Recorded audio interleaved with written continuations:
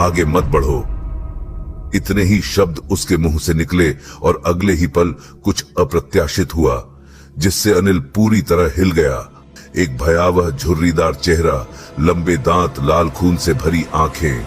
आगे क्या हुआ होगा? वह महिला कौन थी जो रात में घूम रही थी? अनिल के साथ कुछ बुरा तो नहीं होगा? कैसे हो मेरे YouTube चैनल के दोस्तों? उम्मीद है कि आप सब अच्छे हो। आज फिर से एक अच्छी कहानी लेकर आया हूं। हर दिन भूतों की कहानियां सुनने के लिए केडी स्टूडियो की भूतिया कहानी YouTube चैनल को सब्सक्राइब करें, कानों में हेडफोन लगाएं। अगर आपको कहानी पसंद आए तो लाइक करें, और अगर आप चैनल पर नए हैं तो कृपया सब्सक्राइब करें। मैत्री दुनिया का सबसे खूबसूरत रिश्ता है। घर वालों की बात सुनकर भी अनसुनी कर देने वाले दोस्त के दिल की बात भी पहचान लेते हैं, ऐसे ही दोस्त होते हैं। हम 4 दोस्त भी ऐसे ही थे। उनमें से एक अनिल था। उसे मेरी कहानियां बहुत पसंद थीं, जैसे वो मेरा फैन था। लेकिन यह कहानी उसके जीवन से जुड़ जाएगी, ये सपने में भी नहीं सोचा था। चलो यार, कल मिलते हैं। वैसे भी काफी रात हो गई है, बारिश भी नहीं हो रही। चलो चलते हैं। अनिल ने खाली ग्लास सामने रखकर बैठते हुए कहा, और सामने की प्लेट से चिकन का एक टुकड़ा मुंह में डालते हुए सचिन ने उसकी खिंचाई शुरू कर दी। क्या रे आन्या, डर गया क्या? नहीं यार, तेरे चेहरे से ही दिख रहा है तेरी हालत। हंस हंस हंस, देख इसका चेहरा। हंसते हुए सचिन ने विजय को ताली दी और दोनों जोर से हंसने लगे। उसकी पीठ पर थपथपाते हुए विजय बोला, किससे डर रहा है यार? इस संजू को भी काम नहीं है, बस भूत की कहानियां सुनाता रहता है और आन्या को डराता है। उसे सुनना पसंद है इसलिए बनाता हूं यार। और हमारा रूल क्या है? दोस्त के लिए कुछ भी। बोलते बोलते मैंने भी बियर का एक घूंट नीचे उतारा। तभी सचिन ने शराब का ग्लास हाथ में लेते हुए मेरी तरफ देखा। संजय, कुछ भी कर, लेकिन एक दिन तेरी स्टोरी हम खुद बनाएंगे। सच में? और वो कैसे? तेरी बियर में शराब मिलाकर। तीनों जोर से हंसने लगे। तब मैंने हाथ की बियर को साइड में रखते हुए कहा, सच में क्या? देख लेना। अच्छा लड़ाई मत करो, पर सच बताऊं, आज की कहानी भी मजेदार थी यार। मतलब वो सुनसान रास्ते पर चलते हुए लड़के की एक जोर की चीख सुनाई देती है। फिर उस लड़के को रात में सड़क पर औरत दौड़ते हुए दिखती है। फिर वो उसके पीछे जाता है। फिर कुएं पर वो नीम का पेड़, वो कुएं में गिरती है और उसे भी कुएं में खींच लेती है। मजेदार था यार। अनिल के चेहरे पर उत्सुकता दिख रही थी। क्या बकवास था। विजय थोड़ा तंज कसते हुए बोला, नहीं तो क्या? मतलब ऐसे भूत कभी कुएं में होते हैं क्या? बस कुछ भी। सचिन, तुझे बहुत जानकारी है यार, पर सच में ऐसा होता है क्या? मतलब नियम, बरगद के पेड़ पर, कुएं पर ऐसी शक्तियां होती हैं। आन्या, तूने कहानी सुनाने को कहा, मैंने सोचा, फिर बनाई, फिर सुनाई। उसे इतना सीरियस मत ले।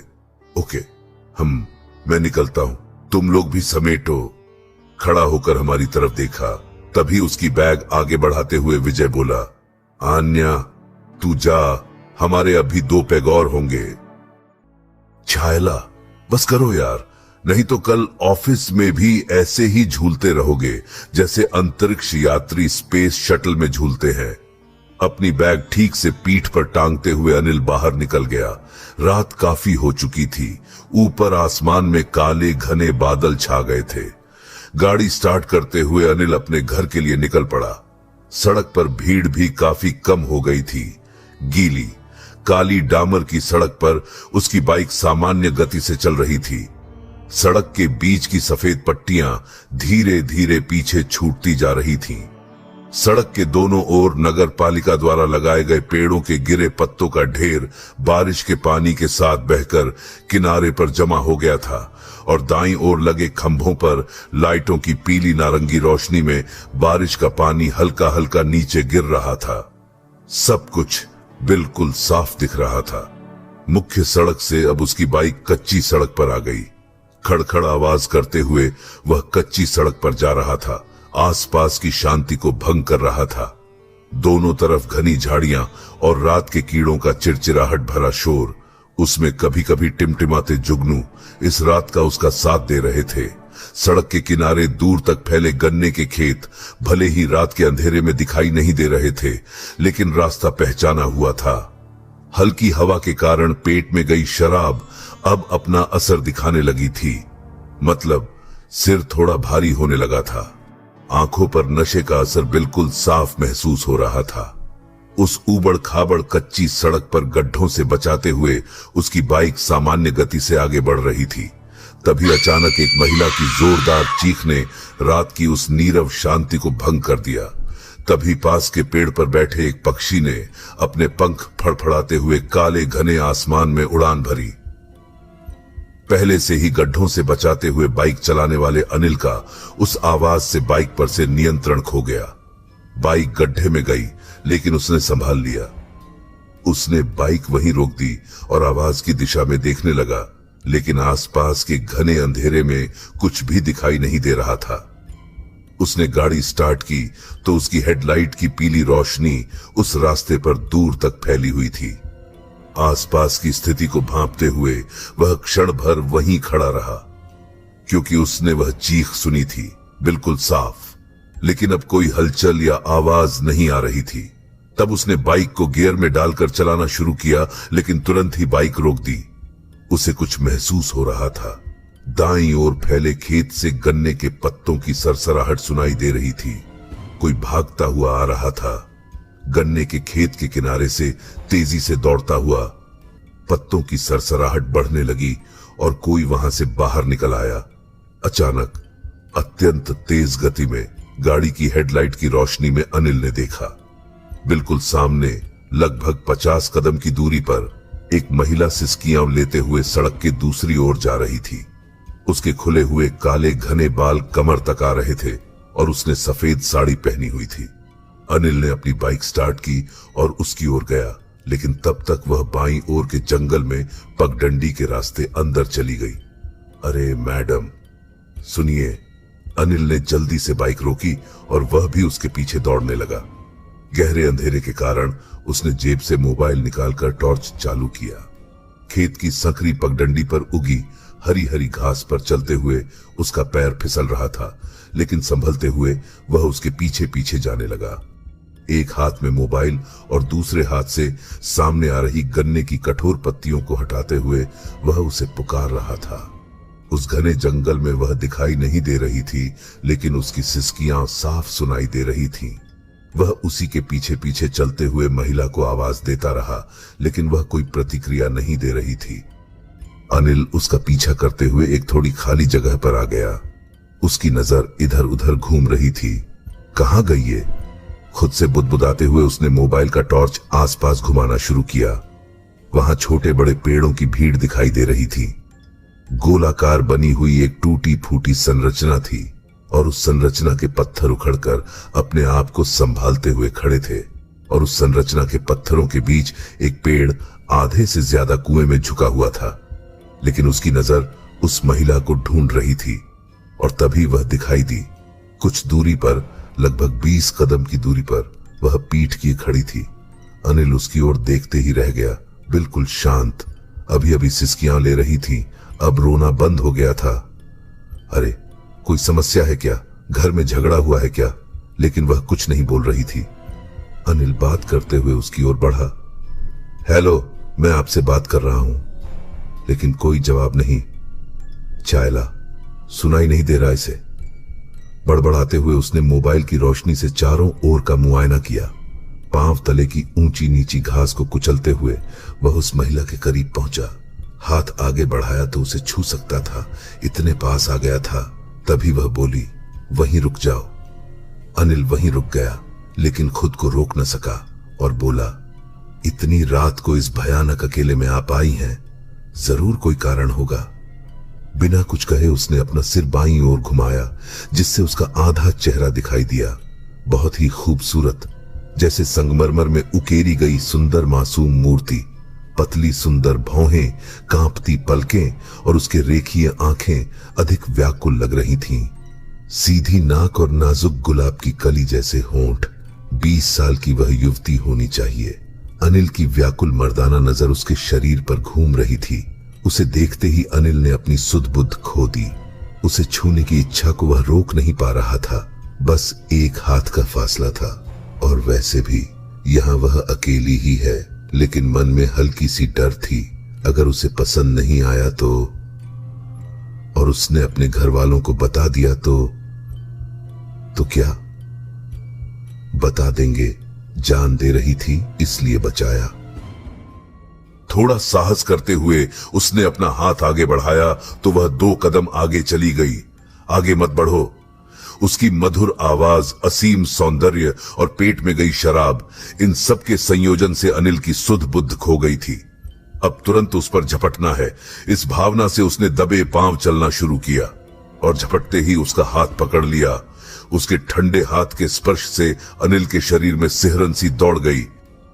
कहां था ना, आगे मत बढ़ो।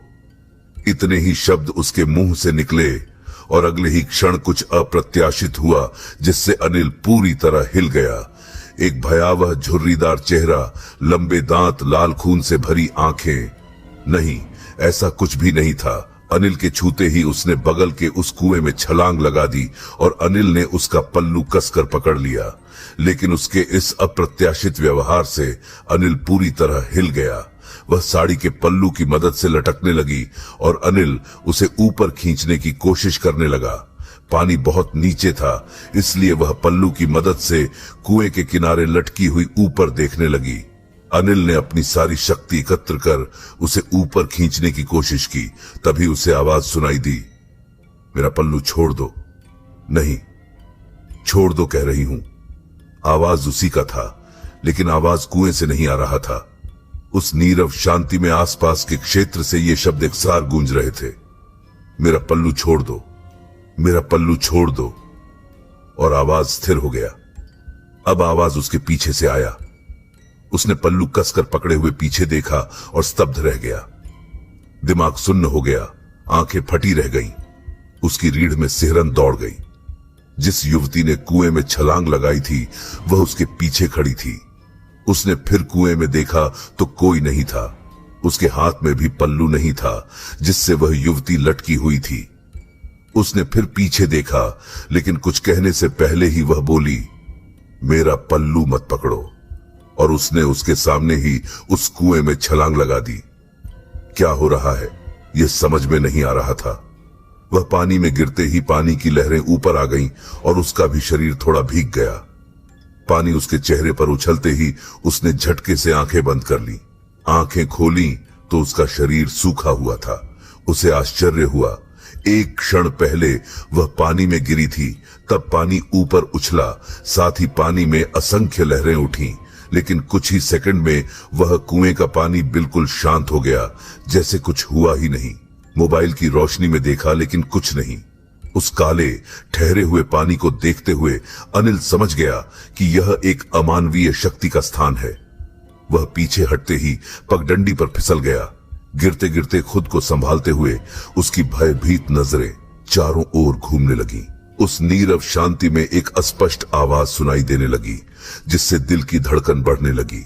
सांस रोके वह उस अस्पष्ट आवाज को सुनने की कोशिश करने लगा। कैसी आवाज हो सकती है यह? कर्रर्रर्रर्रर कर्रर्रर्रर्रर कर्रर्रर्रर्रर। ऐसी आवाज धीरे धीरे बढ़ने लगी। क्या है इस क्षेत्र में? ये सब सच में हो रहा है या मैंने जो शराब पी थी और संजय ने पीते पीते जो काल्पनिक भूतों की कहानियां सुनाई थीं, मैं उन्हीं में खो गया हूं और वही हो रहा है। वह खुद से बुदबुदाया। घोर अंधकार में उसने टॉर्च की रोशनी आगे रखकर चौकस नजरों से देखा तो कुएं के किनारे के उस आधे कुएं में झुके हुए इमली के पेड़ की एक शाखा कर्रर्रर्रर्रर कर्रर्रर्रर्रर की आवाज करती हुई थोड़ी हिल रही थी, जैसे कोई ऊपर बैठकर पैरों को झूला दे रहा हो। और उसके मन में विचार आया, यहां से निकलना चाहिए। कुएं के पास का वह भयानक क्षेत्र देखकर वह एक एक कदम पीछे हटने लगा। कोई मेरी मदद करेगा क्या? कोई है क्या? मदद के लिए एक स्त्री की आवाज उसके कानों में पड़ी। बिना कोई हरकत किए अनिल एक खंभे की तरह वहीं खड़ा हो गया। जैसे असंख्य लहरें पानी में उठती हैं, उसी तरह एक लंबी लेकिन अस्पष्ट आवाज उस गहरे कुएं से ऊपर आ रही थी। आगे बढ़ने की हिम्मत नहीं हो रही थी, लेकिन आवाज की व्याकुलता उसे अपने पैरों में बंधी बेड़ियों की तरह अपनी ओर खींच रही थी। आकाश भी निर्भर हो गया था और चांदनी भी फैल गई थी। चांदनी की शीतल रोशनी में आसपास का क्षेत्र अब स्पष्ट दिखने लगा। मन का दबाव थोड़ी कम हुआ तो वह कुएं की ओर चलने लगा। उसकी नजर कुएं पर ही स्थिर थी। वह आवाज, वह अस्पष्ट सुनाई देने वाली पुकार अभी भी धीरे धीरे गूंज रही थी। भय से भरी उसकी नजर उस कुएं के पानी पर ही टिकी हुई थी। उस ठहरे पानी की लहरों पर तैरती चांद की कतरन सुंदर थी, लेकिन उसकी रहस्यमयता और भी बढ़ रही थी। उसकी नजर अब उस पुकार की ओर थी। कोई है, कस। वह आवाज अब साफ सुनाई दे रहा था और वह भी बिल्कुल पास से। उसने पानी में देखा और उसका दिल बैठ गया। पानी में बरगद की जड़ों जैसी कुछ चीजें लटकी हुई थीं और हिल रही थीं। उसने मोबाइल की टॉर्च से रोशनी डाली तो देखा कि काले धागों का गुच्छा ऊपर से लटक कर पानी में पहुंच रहा था। उसने मोबाइल को ऊपर की तरफ सरकाया और देखा। कुएं पर तिरछी आई हुई उस शाखा पर बैठे हुए उस घृणित दृश्य को देखकर उसका दिल जोर जोर से धड़कने लगा। उसने आंखें फाड़कर सामने देखा। उस इमली की शाखा पर एक महिला पीठ मोड़कर बैठी हुई थी। चांदनी की रोशनी में उसकी काया चमक रही थी। सफेद साड़ी का पल्लू हवा के हर झोंके के साथ लहरा रहा था। गहरे हरे कंगनों से भरा हुआ उसका बायां हाथ शाखा पर रखा हुआ था, जबकि काले खुले बाल उसके दाएं कंधे पर लटक रहे थे और दाहिने हाथ से वह उन्हें सुलझा रही थी। उसके बाल इतने लंबे थे कि वे शाखा से लटक कर पानी में पहुंच रहे थे। आखिर मिल ही गया। उसकी आवाज कानों में पड़ते ही अनिल ने आंखें फाड़कर देखा। उसने तेजी से 180 डिग्री के कोण पर सिर घुमाया और उसका सफेद चेहरा देखकर अनिल जोर से चिल्लाया और पीछे गिरते ही उसकी भयावह हंसी चारों ओर गूंज उठी। हिस हिस ऐसा आवाज उसके कानों के पर्दे फाड़ने लगा। अगले ही क्षण उसने कुएं में छलांग लगा दी। कुएं से 5-6 फुट की दूरी पर जमीन पर गिरे अनिल ने यह सब देखा। वह डर से रेंगते हुए पीछे हटने लगा कि अचानक उसे लगा जैसे कोई कुएं से बाहर आ रहा हो। शायद वह भूत, वह पिशाच मुझे लेने आ रहा है। उसके ऊपर आने से पहले ही मुझे भागना होगा। वह रेंगते हुए उठने की कोशिश कर रहा था कि उसे महसूस हुआ कि किसी ने उसके पैर कसकर पकड़ लिए हैं। उसके पैरों पर वह पकड़ मजबूत थी, लेकिन उन सफेद पड़े हाथों पर सड़ा हुआ डीला मांस देखकर उसका पेट मचल उठा। आज मेरा मरना तय है, ऐसा ही कुछ उसके मन में आया। उसका पूरा शरीर डर से कांप उठा। कांपती नजरों से उसने नीचे देखा और बाकी बची ताकत भी निकल गई। एक झटके से उसके पैर पीछे खींचे गए और वह जमीन पर गिर पड़ा। घास पर रेंगते हुए आगे बढ़ने की उसकी कोशिश असफल हो रही थी। वह हाथ उसे कुएं में खींच रहे थे। जोर जोर से चिल्लाते हुए बाहर निकलने की कोशिश में वह हाथ की मुट्ठी में आने वाली घास उखाड़ते हुए ऊपर आ रहा था, लेकिन वह हाथ उसे तेजी से अंदर खींच रहे थे। आगे बढ़ने की कोशिश करते हुए उसने थोड़ा सा सिर मोड़कर पीछे देखा और उसके मुंह से एक जोरदार चीख निकल पड़ी। अगले ही क्षण उसे जोर से खींचकर कुएं में ले जाया गया। फिर से चारों ओर नीरव रहस्यमय शांति कायम हो गई। क्या हुआ? शायद ज्यादा शराब पी ली थी। हां, लेकिन शराब की गंध तो नहीं आ रही। यह जगह ही बेकार है भाई। लोगों की फुसफुसाहट जारी थी। साइड में हो जाओ, किसने फोन किया था और कहां है डेड बॉडी? एक खड़े पुरुष की आवाज से सभी सतर्क हो गए। एक मजबूत ऊंचा पुलिस कांस्टेबल आगे आया। तभी भीड़ में से एक आदमी आगे आया। नमस्कार साहब, मैंने ही फोन किया था।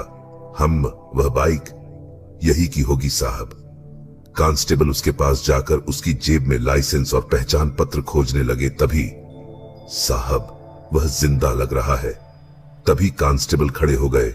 अनिल की आंखें खुल नहीं रही थीं, लेकिन आसपास की फुसफुसाहटें उसे सुनाई दे रही थीं। सिर भारी हो गया था, जैसे सिर पर कोई बड़ा पत्थर रखा हो। शरीर में अब थोड़ी संवेदनाएं महसूस हो रही थीं। किसी ने चेहरे पर पानी मारा तो वह झटके से उठकर बैठ गया। मैं जिंदा हूं। उसके मुंह से पहला वाक्य यही निकला। हां, तुम जिंदा ही हो। मतलब मरने आए थे क्या? कांस्टेबल गुस्से में बोले। अनिल उनकी तरफ देखते हुए अपने भारी हो चुके सिर को एक हाथ से दबाते हुए जगह से उठा। तभी भीड़ में से किसी ने पानी की बोतल आगे बढ़ाई। पानी की बोतल लेते ही उसकी नजरें चारों ओर घूमने लगी। साहब, ये तो हमेशा ऐसी ही बकवास करता रहता है। तभी इंस्पेक्टर साहब ने एक कागज आगे किया। ये क्या है बताओ? उसकी जेब में मिला है, इसका मतलब। तब डॉक्टर ने एक अखबार, कुछ फोटो और मेडिकल रिपोर्ट उनके सामने रख दिए। इंस्पेक्टर हैरान हो गए। आंखें फाड़कर एक एक फोटो देखते हुए थोड़ी दूरी पर सामने लकड़ी की बेंच पर बैठे अनिल की ओर देखने लगे। अनिल सिर झुकाए किसी गहरी सोच में डूबा था। उसने दोनों हाथों की उंगलियों को एक दूसरे में फंसा रखा था और पैरों की लगातार हरकत जारी थी। इंस्पेक्टर ने फोटो को टेबल से उठाकर डॉक्टर की ओर बढ़ाया। कुछ भी समझ में नहीं आ रहा है साहब, ये तो हमेशा ऐसी ही बकवास करता रहता है। तभी इंस्पेक्टर साहब ने एक कागज आगे किया। ये क्या है बताओ? उसकी जेब में मिला है, इसका मतलब। तब डॉक्टर ने एक अखबार, कुछ फोटो और मेडिकल रिपोर्ट उनके सामने रख दिए। इंस्पेक्टर हैरान हो गए। आंखें फाड़कर एक एक फोटो देखते हुए थोड़ी दूरी पर सामने लकड़ी की बेंच पर बैठे अनिल की ओर देखने लगे। अनिल सिर झुकाए किसी गहरी सोच में डूबा था। उसने दोनों हाथों की उंगलियों को एक दूसरे में फंसा रखा था और पैरों की लगातार हरकत जारी थी। इंस्पेक्टर ने फोटो को टेबल से उठाकर डॉक्टर की ओर बढ़ाया। कुछ भी समझ में नहीं आ रहा है साहब, उसने पुलिस को बताया था कि उसने शराब पी थी, लेकिन उसकी मेडिकल रिपोर्ट में शराब का कोई जिक्र नहीं है। टेबल पर पड़ी रिपोर्ट को एक तरफ रखते हुए इंस्पेक्टर ने भी भौहें उठाई। हाँ, यह तो सही है इंस्पेक्टर साहब। अनिल आपको सड़क किनारे मिला था, लेकिन इससे पहले भी वह रात को अकेले निर्जन स्थान पर गया था और सुबह बेसुध हालत में पाया गया। कुछ लोग उसकी मानसिक स्थिति के बारे में जानते हैं, वे घर पर बताते हैं। आपको क्या लगता है उसे क्या हुआ है? डर, सिजोफ्रेनिया, भ्रम? मैं जांच कर रहा हूं। एक घटना जो उसके दिमाग में गहरे ढंसी हुई है, जिसे वह स्वीकारने को तैयार नहीं है, उसका डर। कैसा डर? कुछ लोग बहुत संवेदनशील होते हैं। अगर कोई चीज उनके मन में घर कर जाए तो वे उससे बाहर निकलने के बजाय उसमें ही फंसे रहते हैं। अपनी कुर्सी पर पीछे झुकते हुए इंस्पेक्टर साहब ने लंबी सांस ली। डॉक्टर ने अपनी आंखों पर से चश्मा हटाकर इंस्पेक्टर साहब की ओर देखा। साहब, वास्तव में भूत मानसिक बीमारियां ही हैं या भूत वास्तव में होते हैं, यह मुझे नहीं पता और न ही पता करना चाहता हूं। डॉक्टर की बात को बीच में ही काटते हुए अब तक चुपचाप सुन रही अनिल की मां बोली, लेकिन मेरे बेटे को ठीक करने के लिए अगर भूतों की भी मदद लेनी पड़ी तो मैं वह भी करूंगी। डॉक्टर और इंस्पेक्टर दोनों ने एक दूसरे की ओर सवालिया नजरों से देखा। ठीक है, इसे ले जाइए और ध्यान रखिए। यह क्या मतलब? रात को जो हुआ वह क्या था? वह लड़की, वह कुआं और वह इमली का पेड़ और मुझे कुएं में खींचने वाले वे सफेद सड़े हुए हाथ। मन में असंख्य सवालों का तूफान उठते ही उसने पानी की बोतल अपने सिर पर उंडेल ली। दीवार के पास लकड़ी की बेंच पर सिकुड़े हुए बैठे अनिल ने गुस्से से ऊपर देखा। सिर के ऊपर चल रहे पंखे की आवाज से उसका सिर धीरे धीरे सुन्न होता जा रहा था। साहब, उसकी तबीयत ठीक नहीं रहती। मतलब एक दुर्घटना के बाद उसका मानसिक संतुलन बिगड़ गया है। इन डॉक्टर साहब से पूछिए। अनिल की मां इंस्पेक्टर साहब के सामने लकड़ी की कुर्सी पर बैठी थी, जबकि साथ आए डॉक्टर जोशी भी पास में थे। पीछे लकड़ी की बेंच पर बैठे अनिल को देखते हुए डॉक्टर इंस्पेक्टर साहब से कुछ फुसफुसा रहे थे, लेकिन वह कह रहा है कि कल अपने दोस्तों के साथ था, थोड़ी शराब पी थी और हमेशा की तरह अपने दोस्त की एक कहानी सुनी थी। घर लौटते समय बिल्कुल वैसा ही हुआ। इंस्पेक्टर बोल ही रहे थे कि डॉक्टर ने बीच में ही कहा। वे सभी उसी रात घर आ गए थे। अनिल की मां द्वारा दी गई चाय का कप रखते हुए डॉक्टर ने अनिल से पूछा, अनिल, रात को क्या हुआ था? तुम तो ऑफिस गए थे, फिर वहां कैसे पहुंचे? अस्वस्थता को छिपाने की कोशिश करते हुए अनिल ने अपनी मां की ओर देखा। डॉक्टर ने उसकी मां से कहा, ताई, आप किचन में कुछ नाश्ता बनाइए, बहुत भूख लगी है। अनिल की मां उसकी ओर देखते हुए अंदर चली गई। अब बताओ काका, ये सब मेरे ऑफिस के दोस्तों की वजह से हुआ। हमेशा की तरह विजय ने जबरदस्ती शराब पिलाई और संजू ने एक और कहानी सुनाई। तुमने उसे मना क्यों नहीं किया? क्या तुम बच्चे हो जो भूतों की कहानियां सुनकर डर जाते हो? डरा नहीं था, लेकिन मुझे भी वैसा ही अनुभव हुआ जैसा संजू की कहानी में उस लड़के को हुआ था, जो उस रात उसने बताई थी। ठीक है, कब मिले थे उससे? परसों, उसी रात यह सब हुआ। लेकिन उसने पहले भी यही कहानी सुनाई थी, है ना? अनिल चुप हो गया। उसे समझ में नहीं आ रहा था कि क्या कहे। उसकी अस्वस्थता देखकर डॉक्टर बोले, उसे कहो दूसरी नई कहानी सुनाए, लेकिन सुनते समय ज्यादा मत पीना। अनिल की मां उन दोनों की बात सुनते हुए खड़ी थी। थोड़ी देर बाद डॉक्टर बाहर चले गए। अनिल की मां मेरे कमरे में आई और भरे हुए दिल से अपने बेटे की बिगड़ती मानसिक स्थिति के बारे में बताया। बहुत बुरा लगा। शाम होने को आई थी। मैं, सचिन और विजय बातें कर रहे थे, तभी अनिल कमरे में आया। काफी देर तक हमेशा की तरह बातें हो रही थी, लेकिन उसकी लाख विनती करने पर भी उसे कोई भूत की कहानी नहीं सुनाई गई। लेकिन अनिल, आज तुम्हें एक दूसरी कहानी सुनाने वाला हूं। कौन सी? एक सच्ची कहानी जो बहुत दिनों पहले घटी थी। सत्य कथा। अनिल ने चैट करते करते मोबाइल बाजू में रख दिया और उत्सुकता से सुनने लगा। उसे देखकर सचिन और विजय ने भी अपने हाथ में पकड़ा अखबार पढ़ना बंद कर दिया। इससे पहले मैंने अनिल को दरवाजा थोड़ा खुला रखने को कहा। उसने हाँ ना करते हुए उठकर अपने पास की चाबी से लॉक खोला और दरवाजा थोड़ा सा खोल दिया। अब बस, मैंने हाथ में पकड़ा अखबार का पन्ना एक तरफ रख दिया। बोलो। अनिल, ध्यान से सुनो, क्योंकि यह मेरी आखिरी कहानी है। क्या आखिरी? अनिल थोड़ा असहज हुआ, लेकिन ज्यादा कुछ न बोलकर सुनने के लिए उतावला दिख रहा था और मैंने सुनाना शुरू किया। रात के 12, साढ़े 12 बजे होंगे। बारिश भी ऐसे हो रही थी जैसे आसमान फट पड़ा हो। इसी में एक सफेद रंग की इंडिका सड़क पर दौड़ रही थी। तेज तेज बारिश की बूंदें आसमान से गिर रही थीं। हर तरफ पानी ही पानी हो गया था। उसी में वाइपर की आवाज आ रही थी, जो शीशे से पानी हटाने की कोशिश कर रहे थे। गाड़ी के अंदर बैठे दोस्तों के बीच बातें अपने रंग में थीं कि तभी मेरी बात को बीच में ही काटते हुए सचिन बोला, और सड़क पर सफेद साड़ी पहने औरत आई, है ना? अनिल गुस्से में बोला, सच्चा, चुपचाप सुनो ना यार, तुम बताओ। ड्राइवर को छोड़कर बाकी सभी दोस्त खूब पी चुके थे, लेकिन आगे क्या होने वाला था इसकी जरा भी भनक उनमें से किसी को नहीं थी। बोलते बोलते मैं सबके चेहरों की ओर देख रहा था। तीनों छोटे बच्चों की तरह मन से सुन रहे थे। उनकी ओर देखते हुए मैंने आगे बताना शुरू किया। कुछ देर बातें चल रही थीं, तभी शराब का असर दिखने लगा। एक दोस्त गहरी नींद में सो गया, तो दो नींद और शराब के नशे में झूम रहे थे। तभी अचानक ड्राइवर का गाड़ी पर से नियंत्रण हट गया। मेरी इस बात से अनिल का दिल जोर से धड़कने लगा। शायद उसे ऐसा लग रहा था कि यह सब उसके सामने हो रहा है। बगल में रखा अखबार उठाकर मैं आगे बताने लगा। उस सुनसान सड़क पर तेज रफ्तार से दौड़ रही गाड़ी अचानक इधर उधर मुड़ने लगी। ड्राइवर की आंखों पर भी नशा चढ़ा हुआ था। गाड़ी की रफ्तार किसी तरह से कम नहीं हो रही थी। गाड़ी सड़क से नीचे उतरकर फिर से तेजी से मुड़ते हुए सड़क पर आ गई। उस झटके से गाड़ी में बैठे सभी लोग जाग गए, लेकिन किसी को कुछ समझ में आता इससे पहले ही सामने से आ रहे तेज रफ्तार ट्रक ने उनकी इंडिका को टक्कर मार दी और सब कुछ खत्म हो गया। पीछे की सीट पर बैठा एक दोस्त बच गया, बाकी सभी वहीं खत्म हो गए। अनिल का चेहरा डर से सफेद हो गया। सचिन और विजय मेरे पास आकर बैठ गए।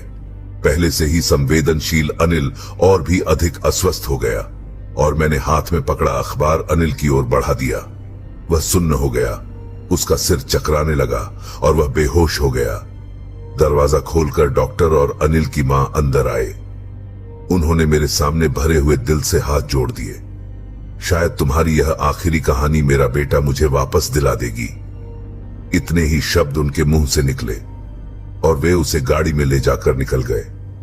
वे बाहर जाते ही विजय ने कहा, हमारी दोस्ती है। अनिल को उसकी मां ने समझाया, डॉक्टर ने समझाया, अरे पुलिस ने भी समझाया, लेकिन उसने नहीं सुना। और इस संजू ने एक कहानी सुनाई। तुरंत सुन ली। दोस्त के लिए कुछ भी। हम महीनों पहले के उन दिनों में वह खो गया था। उस रात ट्रिप से लौटते हुए गाड़ी में मैंने हडली की कहानी सुनाई थी। वहीं उसका जीवन थम गया था। कुछ देर तक हम वैसे ही बैठे रहे कि अचानक किसी की चीखने की आवाज आई। भूत, भूत, भूत, ऐसा कोई चिल्लाते हुए गिरते पड़ते भागने की आवाज आई। उस पुरुष की आवाज सुनकर मैं और विजय तुरंत उठ खड़े हुए। सचिन दरवाजे से अंदर आया। सचिन, क्या हुआ रे? मैंने उत्सुकता से पूछा। कुछ नहीं रे, मैं हमारी इंडिका के पास खड़ा था। 2 महीने हो गए, गाड़ी सड़ने जैसी हो गई है रे। अरे चिल्लाया कौन? वह, हाँ, जाधव का रोहन पेशाब कर रहा था। मुझे गाड़ी के पास देखा और मतलब 2 दिनों में खाना पक्का। तो खाना उतारा रे भाई। हाँ उतारा, वह भी तुम्हारी ही कहानी है। मेरी बात पर तीनों हंसते हुए खिड़की से मेरी स्क्रैप हुई इंडिका गाड़ी को देख रहे थे। विजय अपराधी भाव से बोला, संजू सॉरी यार, उस रात तुम्हारी बियर में मैंने शराब मिलाई थी। अगर ऐसा न होता तो वह दुर्घटना न होती और हम भी जिंदा होते।